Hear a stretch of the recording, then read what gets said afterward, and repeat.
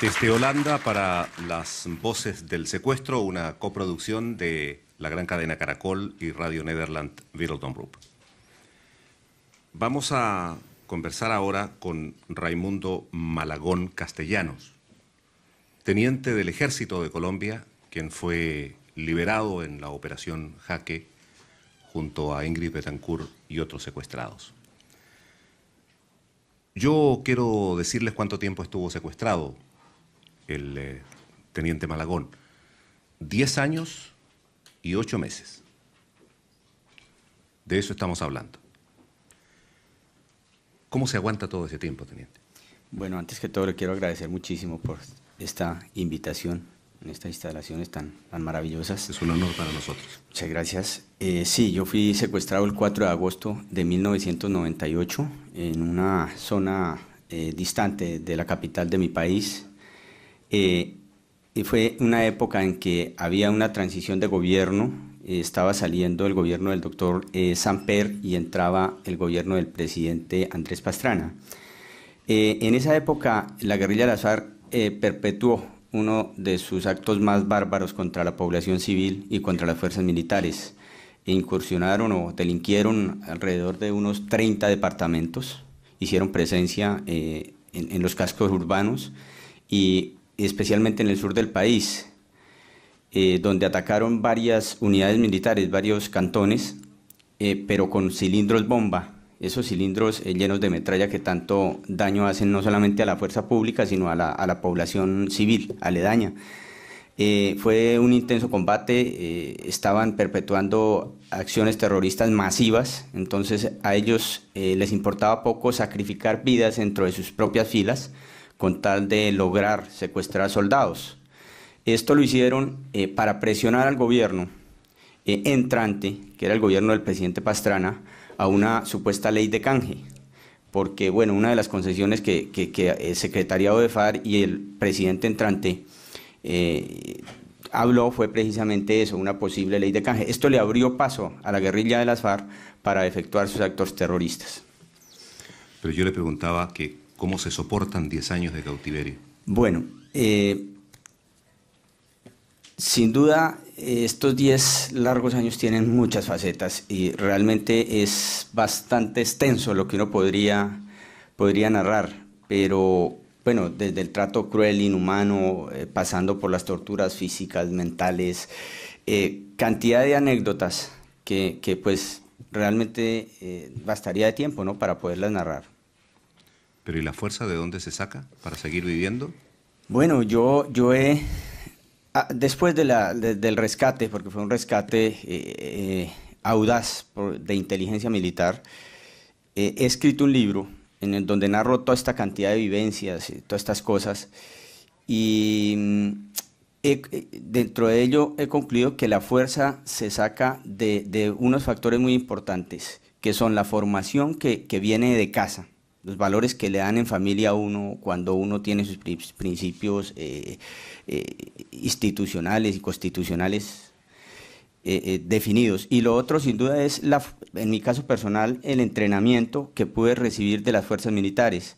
Hice carrera durante 3 años y pues estaba entrenado de alguna manera para poder soportar todo este tipo de infamias.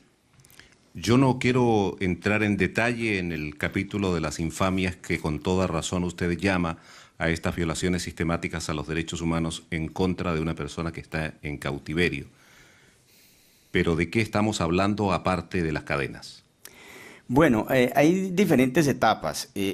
Yo pienso que hay unos videos que hacia el año 1999 o el año 2000, cuando estaban los famosos diálogos de paz, que después fue todo un fracaso, el mundo conoció unas alambradas donde tenían a los secuestrados en medio del lodo. Yo creo que ustedes recuerdan y los oyentes recuerdan, donde estaban los secuestrados en un total abandono, donde estaban hacinados, en donde los subversivos, como forma de castigo, para presión, hicieron unos pequeños calabozos en donde los soldados, porque eran muchos soldados que estaban secuestrados, de pronto no cumplían lo que ellos querían o por las mismas circunstancias de hacinamiento y la presión del secuestro mismo causaban cierto problema según las FARC, y entonces lo que hacían era o encadenarlo a un árbol y dejarlo 24 horas o meterlo a ese calabozo, un cuarto pues de 1 metro por 1 metro, 24 horas de pie, y fuera de eso aparte arriba había un subversivo apuntándole con un fusil. Y bueno, una serie de cosas, específicamente hablo de eso. Hay otras etapas más dolorosas aún que el mundo no conoce, que son las torturas. Una vez se fugó el famoso policía John Frank Pinchao, yo creo que eso también lo supo el mundo. Así es. El héroe con quien he tenido el privilegio de compartir y convivir allá mismo. Aparte, yo pienso que eso será un capítulo que algún día pues se debe saber, esas torturas que fuimos sometidos, muy, muy, muy duras. Actualmente pienso que los secuestrados, después de la exitosa Operación Jaque, sin duda la guerrilla de las FARC los mantiene. La última información que se sabe es que al secuestrado lo mantienen 24 horas con una cadena gruesa y un candado acá al cuello, amarrado a un árbol. Eso a mí me parece la forma más cruel y ruin de acabar con una vida humana. Raimundo, ¿y usted estuvo muchas veces enfermo, con infecciones, con...? Claro, sin duda, ese es un agravante más del secuestro, porque la guerrilla pues carece de toda posibilidad de prestar una atención médica adecuada. Y se han visto casos de muertos, ejemplo, un mayor de la policía, una enfermedad que había sido muy fácil de curar, una gripa ha podido ser, las FARC dice que fue tuberculosis, pero yo creo que fue un virus, una gripa mal cuidada, no le dieron medicamentos y murió. Así como él, ha habido muchas personas que han padecido cantidades de enfermedades. En cuanto a mi caso personal, pues claro, no se me escaparon las enfermedades propias de la selva, como fue la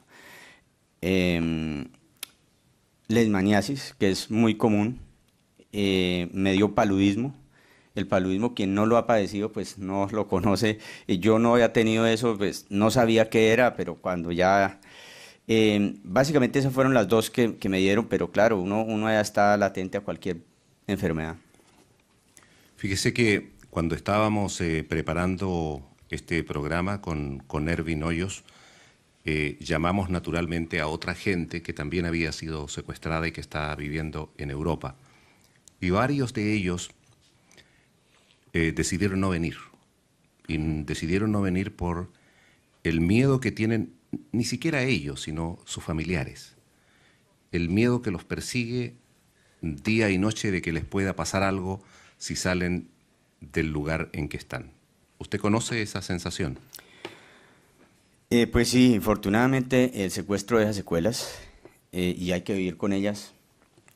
Unos las superan más que otros, pero en mi caso personal yo he decidido asistir porque considero que es importante que el mundo y la comunidad europea conozca la realidad del flagelo del secuestro y condenemos desde todo punto de vista esta práctica infame que los grupos al margen de la ley tienen como instrumento político o instrumento de lucha. Erwin, tú has seguido de cerca el caso del teniente. Conozco muy bien el caso del teniente ya hoy mayor, Raimundo Malagón, porque ascendió hace 3 días con sus compañeros en pues Colombia. Felicitaciones, así que hay que felicitarlo, ya es un mayor de nuestro ejército. Y yo quiero destacar aquí que así como nosotros los colombianos y los latinoamericanos tenemos en cuenta a un Simón Bolívar, a un Santander, a unos héroes de la patria, unos héroes de ese proceso independentista latinoamericano, los héroes del siglo XXI son estos, que los podemos tocar, de carne y hueso. Estos son nuestros verdaderos héroes ahora, tangibles, y son los secuestrados, son los que regresan, son las víctimas y son los que siguen allá en las selvas. Raimundo se queda corto en describir el horror del secuestro, y se queda corto porque cuando la infamia es tan cruel, hasta el mismo ser humano la ve como algo natural en medio de la situación difícil. Pero para nosotros en la libertad, pensar, por ejemplo, en que un ser humano en esas condiciones tenga que comer en un balde o en un platón en donde también sacan los excrementos, eso desde la libertad tiene otra mirada. En el cautiverio puede parecer casi que parte de la rutina. Arrastrar la vida por la selva como se la hacen hacer a ellos, mantenerlos algunos con gangrena, con gusanos en el cuerpo, amarrados a un árbol en donde no tienen nada más que 3 metros de libertad, muchos que los hacen caminar sin zapatos por la selva, expuestos a las mordeduras de serpientes y a cualquier animal en condiciones en donde tenemos tal vez la selva más inhóspita del mundo después de Afganistán. Ahí es cuando se mide realmente cuál es el horror del secuestro. Y si vamos al otro lado, ese que lo cuida también es otra víctima. Y aquí muy bien un ciudadano holandés que me parece que una visión muy acertada lo ha entendido. Aquí se fusiona el dolor de víctimas con víctimas y eso hace que sea más cruel la guerra. Yo voy a concluir rescatando la primera cifra que di, porque quitarle 10 años y 8 meses de una vida a una persona, creo que se trata de un crimen de marca mayor que realmente quienes estamos realizando este programa y quienes escuchan no deberían olvidar. Mayor Raimundo Malagón Castellanos, una vez más, muchísimas gracias por haber llegado hasta acá. Yo quiero concluir con esa petición que hacía mi colega Ana Karina Rosales y que tiene una profunda significación, porque en realidad nos sentimos acompañados cuando alguien nos toca el hombro y nos dice yo estoy contigo. Y eso es lo que necesita la gente que aún continúa en las profundidades de la selva colombiana secuestrada. Una palabra de aliento, una palabra de quien ha compartido también sus sufrimientos. Bueno, claro, le comentaba... Y permítame, yo lo interrumpo, creo que merece hacerlo. Él en la selva escuchaba Radio Nederland. Es correcto. Aquí ha reconocido la voz de un colega que apenas lo saluda, le reconoce inmediatamente la voz de Juan Carlos. De Juan Carlos. Sí. Juan Carlos, que es cubano, que realiza un programa, y me sorprendió Malagón cuando recuerda el programa La Voz. O sea, que fíjese cómo Sí, claro. ese hecho de que Radio Nederland no fue indiferente ante esto, también les llevó esperanza a ellos ahí en la selva, desde la distancia. Sí, extra micrófono les comentaba que muchas veces por banda corta escuchábamos el programa de Radio Nederland. Yo personalmente lo escuchaba y recuerdo la voz de él. Sí, yo sé que por algún medio me están escuchando y los mismos subversivos incluso que nos cuidaban. A mis compañeros, pues, hombre, les quiero decir que así como nosotros estamos acá al otro lado ya disfrutando de las mieles de la libertad en sociedad, hombre, en cualquier momento llega la buena fortuna para ustedes. No les voy a decir palabras que todo el mundo siempre nos decían, pero lo que los quiero animar es a que mantengan sus principios, sus convicciones, sean quienes siempre han sido, y eso con seguridad los va a traer aquí a la libertad con vida. Sé que están pasando por una situación muy difícil, pero también sé que en cualquier momento se puede dar la buena fortuna de tenerlos acá. Aquí los esperamos. Raimundo Malagón Castellanos, mayor del Ejército de Colombia. Muchas gracias.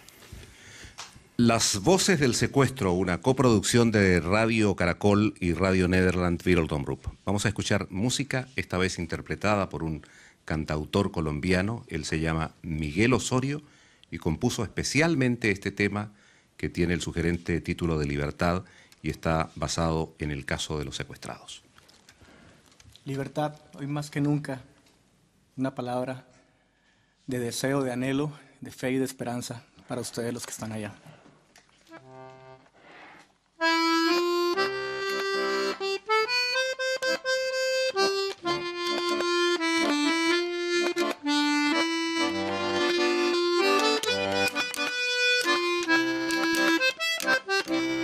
Libertad, gritan las almas en la oscuridad. Libertad, rompe cadenas de odio y de metal. Libertad, miles de voces no pueden callar. Libertad, los corazones no resisten más. Libertad, tan solo quiero a mis hijos besar. Libertad, tan solo quiero a mi madre abrazar. Libertad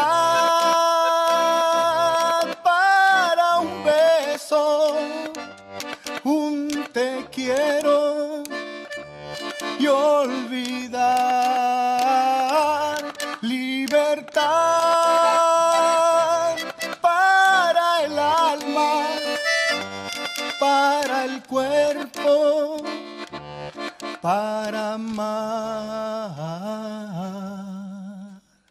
Libertad, quita las vendas del cruel corazón. Libertad, más fuerte tiene que ser el amor que el rencor, que la injusticia y la desolación. Oh Señor, en el olvido yace la ilusión. Soledad, mirar tu rostro me hace estremecer. Tu alma ya llora en silencio y grita en un papel. Libertad para un beso, un lo siento, perdonar. Libertad para el alma, para el cuerpo, para amar. Libertad para todos, para todos. Libertad. Amén.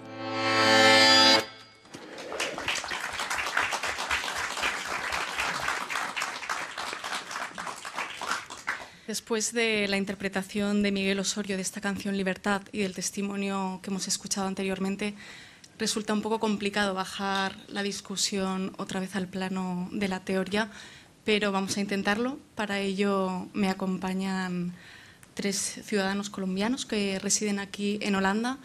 A mi derecha está Amira Armenta. Ella es investigadora del Transnational Institute con sede en Ámsterdam. Carlos Flores, miembro de la Fundación Manos Amigas, y Camilo Villa, antropólogo. Estamos pendientes, posiblemente nos acompañe también el embajador de Colombia en los Países Bajos, el señor Francisco Lloreda, pero no sabemos si podrá acompañarnos o no telefónicamente. Esperamos. Antes de nada, me gustaría comenzar por esta reflexión que hemos escuchado a lo largo de esta producción especial de Voces del Secuestro, sobre una Europa de alguna forma inocente o ingenua respecto al tema de los secuestrados. Quería saber si ustedes comparten esta percepción. Señora Armenta. Bueno, yo diría que no solamente Europa, en general, en todo el mundo, es muy poco lo que se conoce, es muy poca la información. Cuando se habla de Colombia por el tema de los secuestrados y por cualquier otro tema, es porque ha sucedido algo catastrófico, algo muy grande, o porque en el caso que ya mencionaron en la mesa anterior, porque la noticia tiene alguna relación con el país, como pasó el año pasado con esta chica holandesa. Entonces, cuando sucede algo así, hay atención y si no, es poquísimo. Y el tema de los secuestrados y cualquier otro tema, hay muchos más temas, muchas más cosas pasan en Colombia que esto. Señor Flores. El tema de los secuestrados en Holanda, de los secuestrados en Colombia, en el caso específico en Holanda, pasa bastante desapercibido. Efectivamente, muy de vez en cuando escuchamos noticias cuando hay alguna liberación o cuando hay algún secuestro masivo, cuando había un secuestro masivo, gracias a Dios no ha vuelto a ocurrir. Sin embargo, nosotros desde nuestra fundación Manos Amigas aquí en Holanda decidimos, luego de la operación Jaque, notamos que la atención de los medios hacia el caso de los secuestrados en Colombia disminuyó notoriamente. Entonces decidimos empezar con una campaña dirigida al público holandés, en la que le ofrecíamos la posibilidad a la gente en la calle, en las plazas, de enviar un mensaje personalizado a uno de los secuestrados en específico. La persona podía escoger de una lista de secuestrados, en este caso de los canjeables, de los denominados canjeables, uno de ellos, y enviarle un mensaje escrito en unas banderitas multicolores que nosotros teníamos. Nosotros traducíamos en la parte de atrás de la bandera el mensaje al español, y esos mensajes se los enviábamos a las familias de ese secuestrado, a la familia de ese secuestrado, y la familia en Colombia decidía si lo leía en los programas de radio que los secuestrados escuchan en la selva. Hemos recibido de esas familias mensajes de agradecimiento. Ellos reciben esos mensajes como una muestra de solidaridad, y tal como lo decía el teniente Malagón, cuando ellos escuchan en la selva los mensajes que vienen de 12.000 kilómetros de distancia, por ejemplo, de Holanda, les da aliento para ese día, al menos para poder sobrevivir ese día en especial. ¿Y de qué forma se han implicado los holandeses en esta iniciativa? Cuando vamos a las plazas y a los festivales y todo esto a ofrecer la posibilidad de enviar mensajes, recibimos todo tipo de comentarios, la mayoría obviamente las personas muy interesadas en el caso del secuestro, pero también con muchas ganas de dejar ver que son solidarios, de que sienten, de que les duele lo que está pasando en Colombia con ellos. Pero igual hemos tenido casos de personas que están en contra de este tipo de campañas, a favor casi que del secuestro, muy esporádicamente ha ocurrido. Pero nosotros desde la Fundación estamos únicamente atrás de esto como una muestra de solidaridad. Es una campaña totalmente humanitaria y no entramos en discusiones políticas de ningún tipo. Señor Camilo Villa. Bueno, yo creo que la guerrilla se creó una fama de Robin Hood desde los 60s y quizás los 70s, muy en la boga con lo que pasaba en el resto de América Latina. Y esa imagen hizo mucha mella en Europa y de alguna manera ha persistido hasta el tiempo presente en muchos sectores de la opinión. Pero la guerrilla, particularmente en Colombia, creo que en los 90s hizo un cambio muy fuerte por dos razones. Uno, perdieron todos sus líderes políticos por la masacre de la que fue víctima la UP. Los líderes de la izquierda colombiana fueron masacrados por una derecha muy violenta y muy macabra que tenemos, y en esa medida la guerrilla se quedó solo como un aparato militar sin ideología. Y segundo, la guerra contra el narcotráfico en Colombia, que desmanteló los carteles de Pablo Escobar y el cartel de Cali y demás, creó un vacío de poder que fue ocupado por las FARC y otros actores armados como los paramilitares, y eso hizo que la guerrilla se quedara sin proyecto político y se inoculara el virus, el cáncer de la droga, de los cultivos ilícitos. Esa transformación de la guerrilla no se ha visto, no se conoce en el resto del mundo, y de alguna manera lo que hacemos muchos colombianos aquí es decirle al mundo: no señores, ese Robin Hood no existe, y lo que tenemos son unos señores que secuestran, que matan, y bueno, todo lo que ya hemos escuchado. Y no solo una guerrilla, sino otros actores, los oscuros de la tiniebla, de los que nos hablaba Erwin al comienzo, que también están allí. Hay mucha gente que considera, y muy en lo cierto, ¿no?, que las condenas o las declaraciones de condena no bastan, ¿no?, que también hay que hacer algo. ¿Creen ustedes que se está haciendo lo suficiente para combatir este drama de los secuestrados?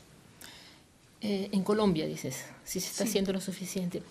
Mira, creo que también fue mencionado antes en la mesa anterior, y es que desgraciadamente el tema del secuestro se ha politizado demasiado, y los diferentes sectores políticos utilizan el tema para sacar algún partido.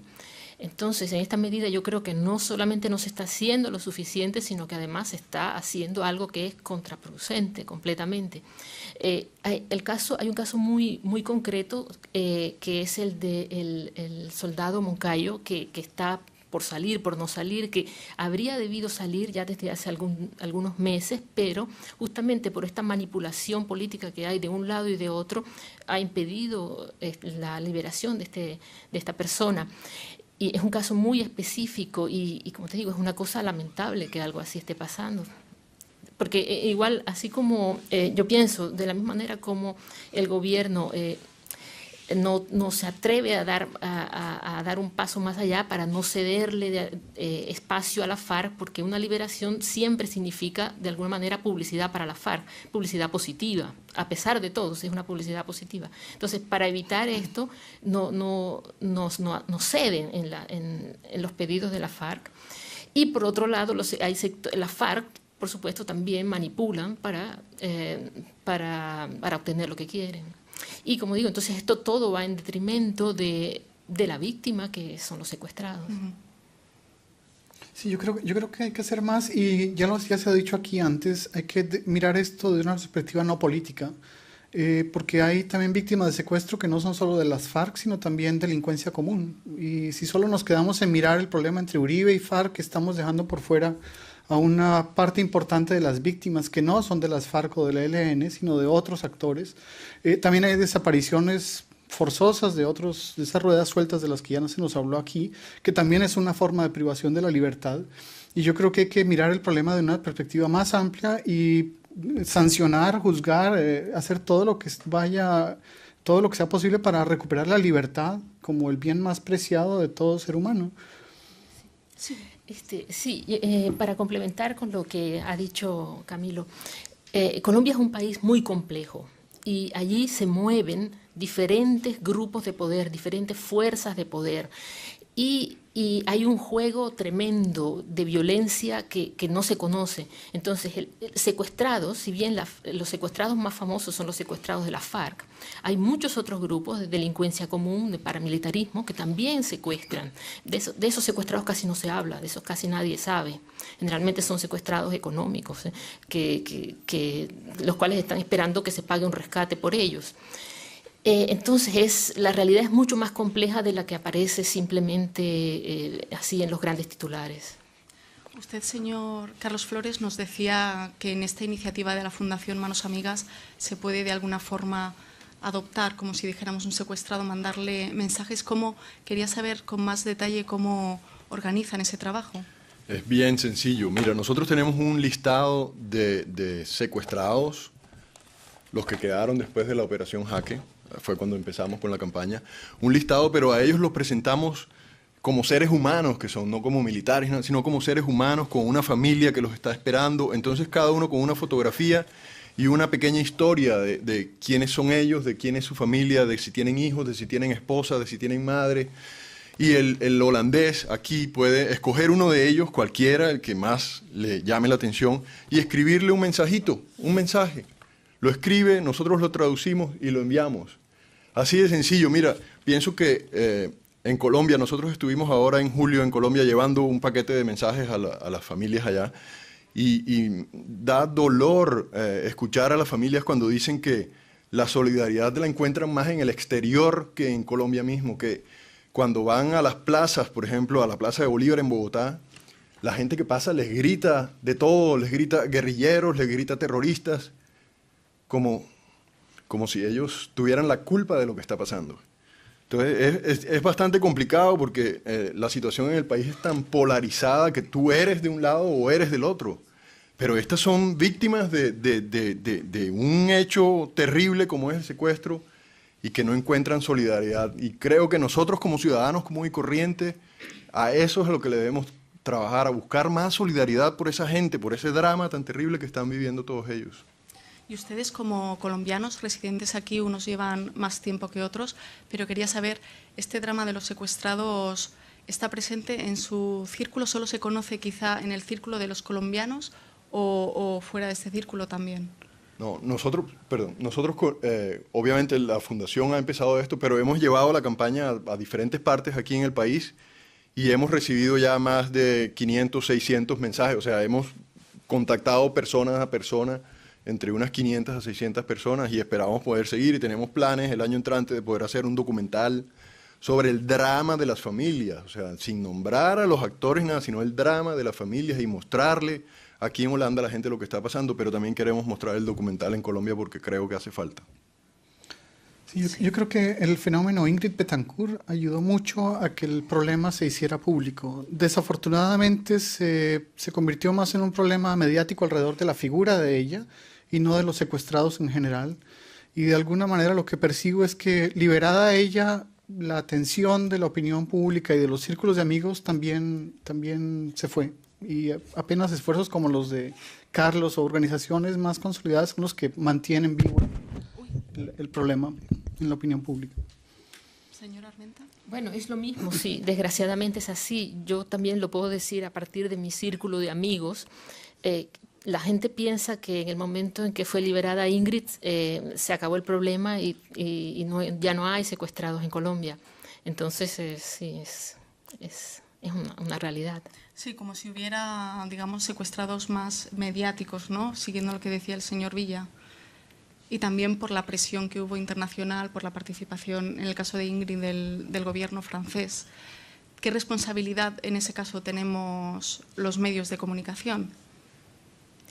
Bueno, yo creo que los medios de comunicación, la principal responsabilidad es informar, pero informar sobre lo que está pasando realmente. O sea, tendrían que ir más a Colombia, tendrían que meterse más en la realidad, ahondar más para conocer realmente las causas subyacentes de toda esta problemática, porque ese es el otro punto. En Colombia hay mucha violencia, hay secuestro, etcétera, pero hay que ver por qué sucede eso en Colombia, qué hace que Colombia, por ejemplo, en comparación con otros países de la región, haya tenido una dinámica de violencia que es bastante más fuerte que los países vecinos, por ejemplo. Todo eso, bueno, eso hay que averiguarlo, hay que investigarlo. Desde la Fundación nosotros hemos intentado tener contacto con medios de comunicación en Holanda para hacer conocer la campaña y ha sido casi que imposible. Esta es la primera vez, muchísimas gracias, sí, que tenemos la oportunidad de contar sobre la campaña, pero es un trabajo que nos toca también a nosotros como colombianos, ¿sabe? Ser persistentes y seguir hasta que en algún momento se van abriendo puertas, y es posible, en este país es posible hacerlo, estoy seguro que sí. Señor Villa. Bueno, yo creo que aparte de lo que ya se mencionó, de informar, de hacer más transparente el problema, creo que algo de lo que, un valor enorme de lo que hace Erwin con su programa también es un espacio para la ternura, para el amor, para la esperanza, es un canal de comunicación entre los familiares y las víctimas, donde no solo circula información, sino también voces de aliento, transmitir el amor y el afecto de los seres queridos. Y de alguna manera lo que ustedes pueden hacer con el poder que tienen es crear esos espacios para la ternura, para el amor, para llevar esperanza a quienes están viviendo en las condiciones de las que ya hemos escuchado y quizás peor. Pues con este mensaje de esperanza concluimos. Desafortunadamente no se nos pudo unir el señor embajador Francisco Lloreda, pero les agradezco enormemente su compañía. Señor Camilo Villa, antropólogo, Carlos Flores, de la Fundación Manos Amigas, y Amira Armenta, del Transnational Institute. Muchísimas gracias. Gracias.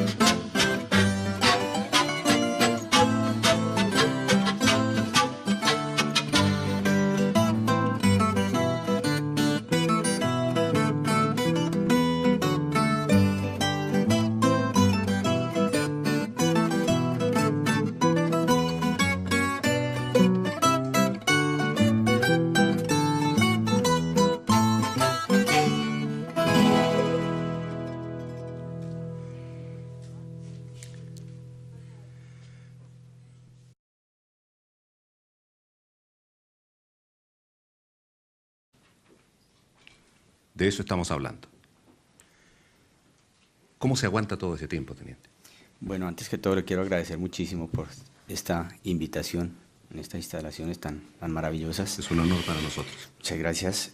Sí, yo fui secuestrado el 4 de agosto de 1998 en una zona distante de la capital de mi país. Y fue una época en que había una transición de gobierno, estaba saliendo el gobierno del doctor Samper y entraba el gobierno del presidente Andrés Pastrana. En esa época la guerrilla de las FARC perpetuó uno de sus actos más bárbaros contra la población civil y contra las fuerzas militares.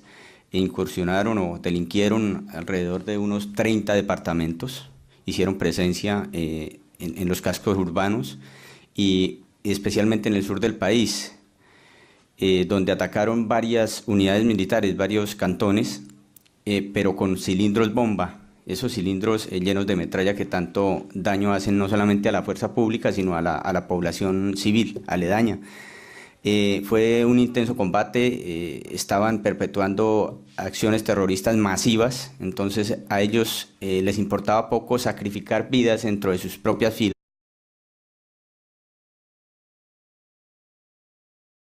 Desde Holanda para las voces del secuestro, una coproducción de la gran cadena Caracol y Radio Nederland Wereldomroep. Vamos a conversar ahora con Raimundo Malagón Castellanos, teniente del Ejército de Colombia, quien fue liberado en la Operación Jaque junto a Ingrid Betancourt y otros secuestrados. Yo quiero decirles cuánto tiempo estuvo secuestrado el teniente Malagón. 10 años y 8 meses. Con tal de lograr secuestrar soldados. Esto lo hicieron para presionar al gobierno entrante, que era el gobierno del presidente Pastrana, a una supuesta ley de canje. Porque, bueno, una de las concesiones que el secretariado de FARC y el presidente entrante habló fue precisamente eso, una posible ley de canje. Esto le abrió paso a la guerrilla de las FARC para efectuar sus actos terroristas. Pero yo le preguntaba que cómo se soportan 10 años de cautiverio. Bueno, sin duda estos 10 largos años tienen muchas facetas y realmente es bastante extenso lo que uno podría narrar, pero bueno, desde el trato cruel, inhumano, pasando por las torturas físicas, mentales, cantidad de anécdotas que pues realmente bastaría de tiempo, ¿no?, para poderlas narrar. ¿Pero y la fuerza de dónde se saca para seguir viviendo?